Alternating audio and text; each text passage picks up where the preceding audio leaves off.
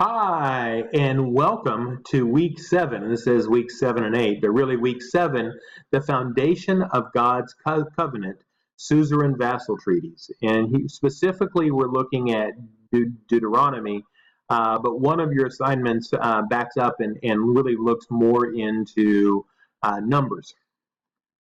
So this week, we are to analyze the relationship between Deuteronomy and suzerain vassal treaties, and to evaluate Deuteronomistic theology as a major theme in the Pentateuch and its application in the theology of the New Testament. And then finally, to exegete a passage in Numbers utilizing resources to identify the hermeneutical meaning of the passage. So we have 2 written assignments and a discussion post this week.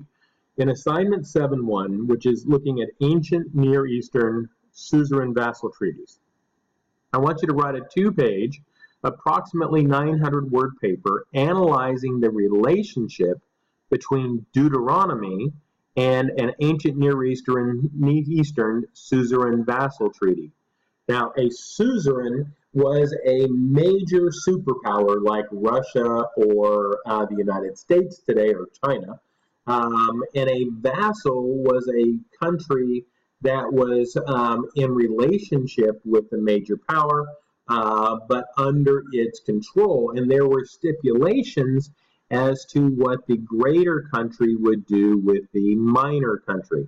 So one might say that Great Britain or England is a suzerain, and perhaps one of its colonies would be the vassal. And what is the relationship between this minor country and the major country? And so you're going to read a suzerain vassal treaty, understand its components, and then look at Deuteronomy and try to assess, is Deuteronomy actually an ancient suzerain vassal treaty where God is the suzerain and Israel is the vassal? An effective paper will include a detailed analysis of the sections of a traditional ancient Near Eastern suzerain vassal treaty, and then explore if the structure of Deuteronomy fits that organization. After your analysis, argue whether Deuteronomy is or is not a suzerain vassal treaty. Does it better fit, Deuteronomy that is, another genre? And there are 2 different answers. Clearly, you could say yes or you could say no. Various scholars argue yes and or no.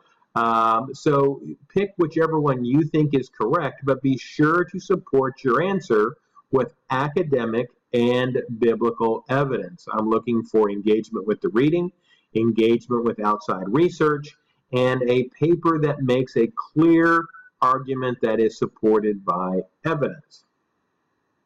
Now for assignment 7.2, it's a blog, and it's about the Balaam narrative. After reading the account of Balaam in Numbers, and after reviewing Numbers 22 to 24 in 2 different commentaries, I want you to write a 1-page blog identifying and discussing the main idea or theological point of the narrative. So at this point in our class, I'm wanting you to take a moment and really look at what is the core theological theme that God is trying to communicate through Numbers chapters 22 to 24. A thorough paper will include quotes from 2 commentaries and 2 peer-reviewed journal articles. Now, a peer-reviewed journal article is not a website. It is an academic paper written by a scholar arguing a point. Logos is an excellent source for this outside research. Be sure to add a substantive comment to at least 1 other blog post. So I want you to do a well-researched paper, post it as a blog, and then read other people's papers and add 1 substantive comment through the weekend on their paper. Finally, we have a discussion, finally, we have a discussion post on Deuteronomistic theology. The theory of Deuteronomistic theology states that obedience to God brings blessings, and disobedience brings curses. And that seems to be what the book of Deuteronomy is saying. And actually, as we move beyond the book of Deuteronomy, when Israel does the right things, good things happen. When Israel does the wrong things, bad things happen.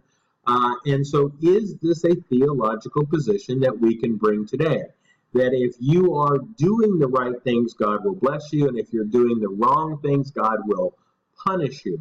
So after reading Alexander and Hess and the book of Deuteronomy and a search of the term Deuteronomistic theology and logos, do you agree that Deuteronomistic theology is an accurate theology? Write a 1 1/2 page, 450 word discussion post clearly supporting your position. Be sure to include a final paragraph that gives your interpretation of what this theological position means for today's Christian church. In other words, if you were preaching Deuteronomistic theology or not, what would that mean to us? What are the implications for modern Christians of Deuteronomistic theology?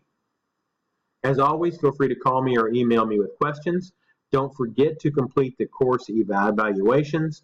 And as I mentioned briefly in the last video, this week and next week, I am running ground operations and some flight operations for Samaritan's Purse in Barbuda and down in Dominica.